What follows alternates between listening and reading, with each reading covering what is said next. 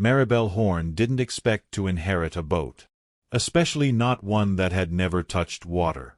It sat in the field behind her late aunt's house, weather-worn but strangely intact, propped on blackened stilts like it had grown there.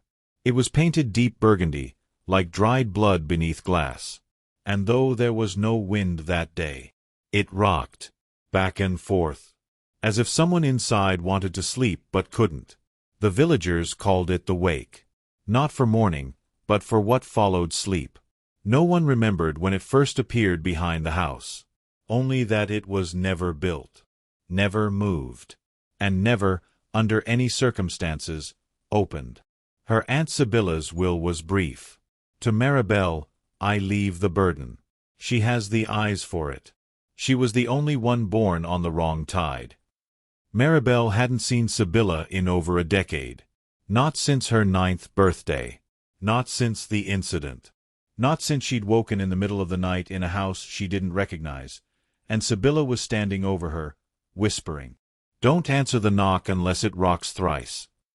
That memory came back the moment she stepped on the porch, because something was knocking, not on the front door, but from the field, from the boat. The house hadn't been touched in years, but nothing had decayed. Books open mid-sentence. Tea set out, still faintly fragrant. Candles melted into clawed shapes, as though they had fought the heat. And all the mirrors were covered in black lace, each one pinned with the same note. Reflection invites them back. That night, the boat rocked harder. She watched from the window as the moon rose, and with it, a low sound began to hum through the field. Not wind. Voice. Low. Watery. Like someone singing underneath something. Maribel ventured out just past midnight. The boat had stopped moving, but something was wet beneath it. She knelt, touched the grass. It smelled like the sea, and something whispered from the cracked planks. I dreamed you back. The next morning, she found a journal in Sybilla's bedroom, bound in velvet, heavy as gilt. Inside, entries from decades past, all ending the same way. She is almost done drowning. When she finishes, the boat will bleed. At noon, the boat was crying, weeping pitch-black liquid from the seams. The field around it wilted, and the rocking had stopped, not because it had stilled, but because something inside had matched its rhythm to Maribel's breathing. Every inhale, a creak. Every exhale, a moan. That night, she dreamed of water. Endless. Cold. Familiar. And in it, a girl with her face, younger, smaller, reaching up from below the surface. Hair drifting like kelp. Eyes wide. Mouth stitched shut. But still mouthing one word. Sister. Maribel awoke soaked in seawater. The bed warped. Salt crusted the floorboards. And the window was fogged, from the outside. A handprint slid slowly down the pane. Small. Delicate. Leaving trails of red behind. Down in the field, the boat began to creak again. But no wind blew. And this time, it rocked not on its own, but in reply to something walking toward it. Something with her shadow, but no body. By morning, the boat had stopped weeping. But the field beneath it had changed. Grass wilted to gray. Soil turned salt white. And beneath the stilts, Maribel saw them. Footprints. There. Small. Waterlogged. Leading nowhere. Just circling the boat. Over and over. As if something had been pacing, waiting for permission to step down. She spent the day scouring the house, looking for answers. But the books had warped. The pages were soaked with sea brine, even the ones sealed in glass. Only the velvet journal remained legible. The newest entry, in Sybilla's spidery hand, hadn't been there yesterday. She wasn't buried. She was kept. The boat is not a tomb. It is a promise. And promises kept too long begin to rot. That night, the knock came again.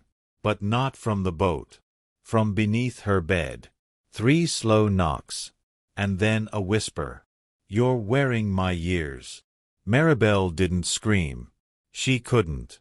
Something had pressed its fingers into her throat, not choking, just holding. Like it wanted to feel what speaking felt like. She ran to the attic, pulled the lace from one mirror.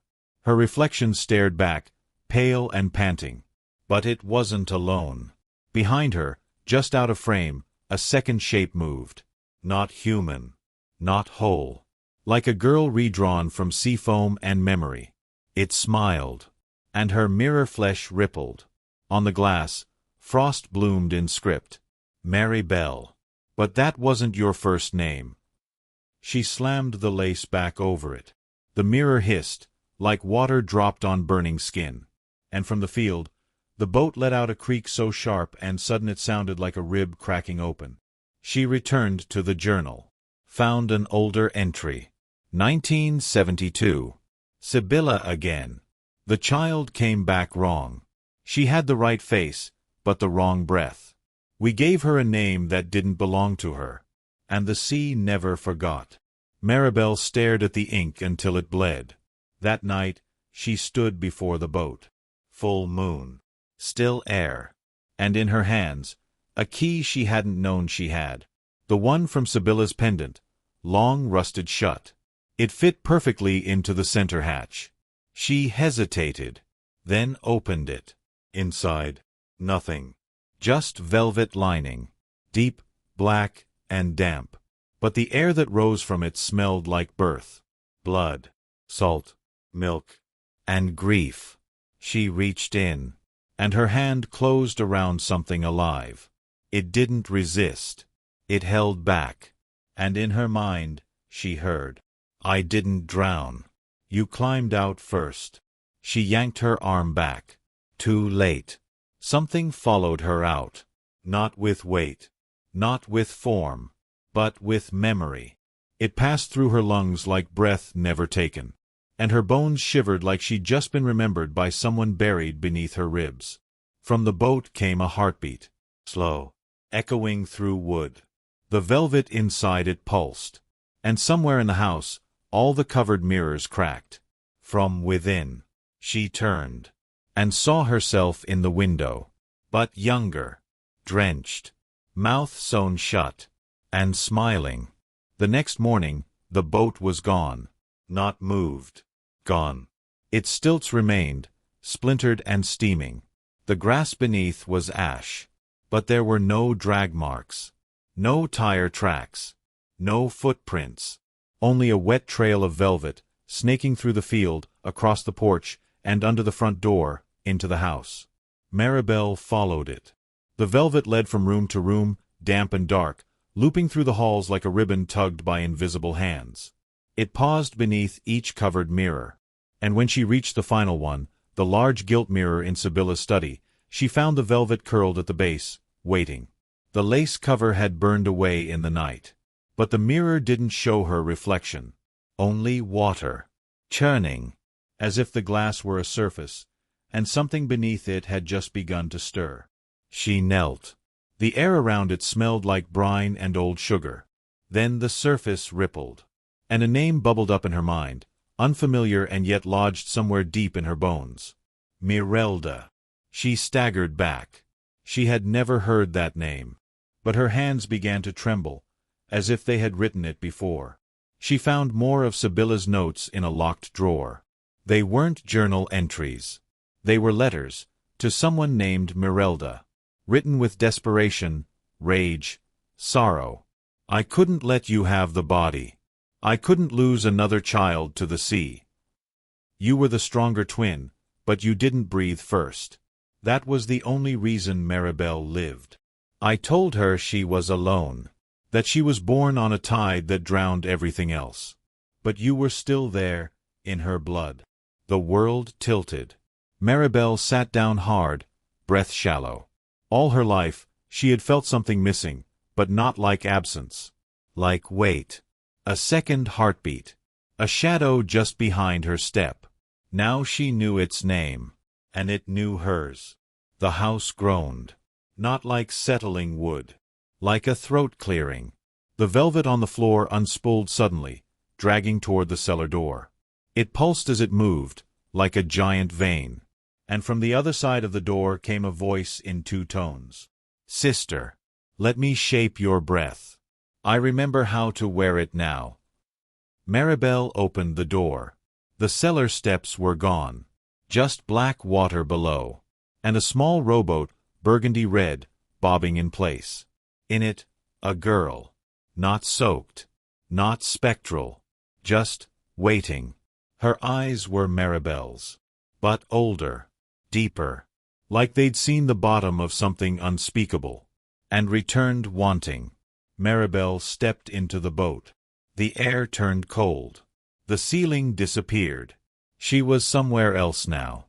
A sea without stars. A sky without height. Just a world folded in half, waiting for names to match. The girl in the boat held out her hand. "You can call me Mirelda now. Or we can both stay unfinished." Maribel took her hand. And remembered. Not a moment. Not a place. But being two. Womb dark. Heartbeat close. And the moment one floated up, while the other sank. Their palms touched. And water rushed up the sides of the boat, roaring into the mirror world, flooding every room of the house above.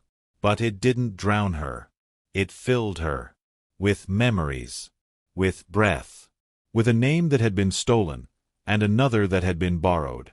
And now, shared. The boat rocked once. Twice. Thrice. Then stilled. The house was no longer dry. Water poured from every socket, every corner, every forgotten place where breath once lived. And still, Maribel did not drown, because the water was hers. Or rather, theirs. Mirelda stood at the far end of the hall, where the walls had softened into tide. She didn't walk. She drifted, wearing Maribel's childhood dress, the blue one with the embroidered stars, soaked to shadow. Her voice was clearer now, not echoing from mirrors or dreams, just present, like a thought that had always been waiting to be heard. "I don't want your life, Maribel. I want to finish mine." In the dining room, the chandelier floated. Candles burned beneath the water, casting flickering shadows that danced like jellyfish. And at the table, Sibylla, Phil, hair drifting, eyes open, mouth sewn shut. Maribel reached for her, but the body crumbled into sea foam and lace, dissolving like memory touched too late. The boat had returned, now inside the house, floating midair in what was once the library. Books drifted like dead fish around it, all pages blank. Maribel climbed in.